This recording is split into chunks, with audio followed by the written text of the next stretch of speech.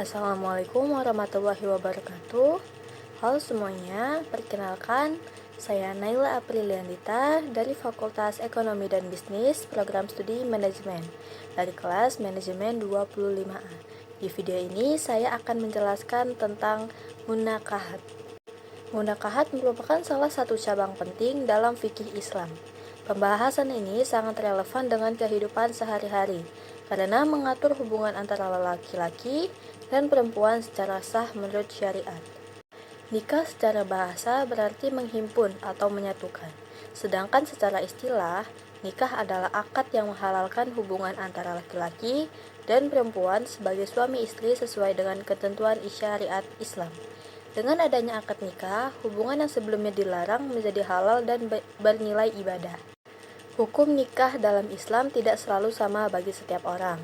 Hukum nikah dapat menjadi wajib, sunnah, mubah, makruh, atau haram, tergantung kondisi seseorang, seperti kemampuan ekonomi, kesiapan mental, dan kekhawatiran terjerumus dalam perbuatan zina.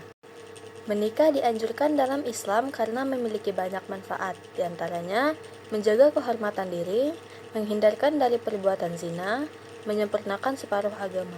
Sebagaimana hadis Rasulullah SAW yang menganjurkan umatnya untuk menikah bagi yang mampu. Tujuan utama pernikahan dalam Islam adalah membentuk keluarga yang sakinah, mawaddah, dan warahmah.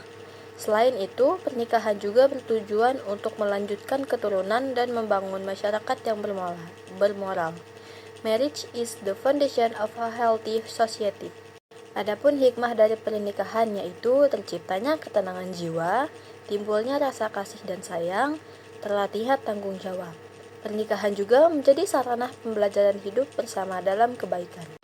Rukun nikah adalah unsur utama yang harus ada agar pernikahan sah, yaitu calon suami, calon istri, wali, dua orang saksi, ijab, dan qabul. Jika salah satu rukun tidak terpenuhi, maka pernikahan tidak sah. Syarat nikah. Selain rukun, ada juga syarat nikah yang harus dipenuhi, seperti calon mempelai beragama Islam, tidak ada paksaan, tidak ada halangan syar'i. Syariat ini memastikan pernikahan berjalan sesuai ketentuan Islam. Dalam Islam, terdapat wanita-wanita yang tidak boleh dinikahi, baik secara selamanya maupun sementara, demi menjaga nasab dan kehormatan. Larangan menikahi wanita tertentu dijelaskan dalam Quran Surat An-Nisa ayat 23.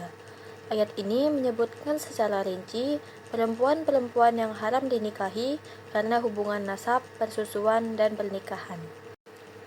Wanita yang haram dinikahi selamanya antara lain adalah ibu kandung, anak perempuan, saudara perempuan, bibi dari pihak ayah dan ibu. Larangan ini bersifat permanen dan tidak dapat diubah. Wanita yang haram dinikahi sementara. Ada dua, yaitu wanita yang masih dalam masa iddah dan wanita yang sudah bersuami. Larangan ini bisa gugur jika sebabnya sudah tidak ada. Hak dan kewajiban suami. Suami memiliki kewajiban. Yang pertama, memberikan nafkah, melindungi keluarga, dan membimbing istri dan anak. Suami berperan sebagai pemimpin dalam rumah tangga.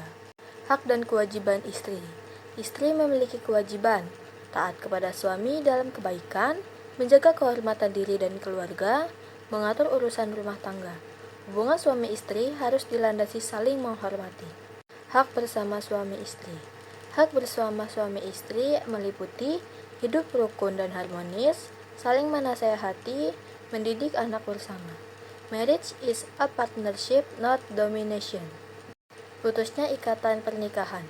Dalam Islam, pernikahan dapat putus karena sebab-sebab tertentu yang dibenarkan oleh syariat. Sebagai jalan terakhir jika rumah tangga tidak dapat dipertahankan. Talak adalah pernyataan suami untuk melepaskan ikatan pernikahan. Walaupun talak diperbolehkan, perbuatan ini sangat dibenci oleh Allah Subhanahu wa Ta'ala. Talak dibagi menjadi beberapa jenis. Yang pertama ada talak raji'i, yang kedua ada talak ba'in, yang ketiga ada talak tiga. Setiap jenis talak memiliki akibat hukum yang berbeda. Ila adalah sumpah suami untuk tidak menggauli istri. Lian adalah sumpah antara suami istri akibat tuduhan zina. Zihar adalah ucapan suami yang menyerupakan istri dengan ibu kandungnya. Hulu. Hulu adalah perceraian atas permintaan istri dengan memberikan tebusan kepada suami. Hal ini dilakukan jika istri tidak sanggup menjalankan rumah tangga. Fasa. Fasa adalah pembatalan pernikahan oleh hakim karena sebab tertentu, seperti penelantaran atau cacat yang menghalangi tujuan pernikahan.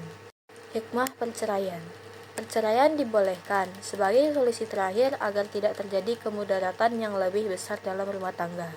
Jadi, kesimpulan dari materi munakahat adalah bahwa pernikahan adalah ibadah yang suci, namun Islam juga memberikan jalan keluar yang adil dan bijaksana jika pernikahan tidak dapat dipertahankan. Cukup sekian presentasi dari saya. Wassalamualaikum warahmatullahi wabarakatuh.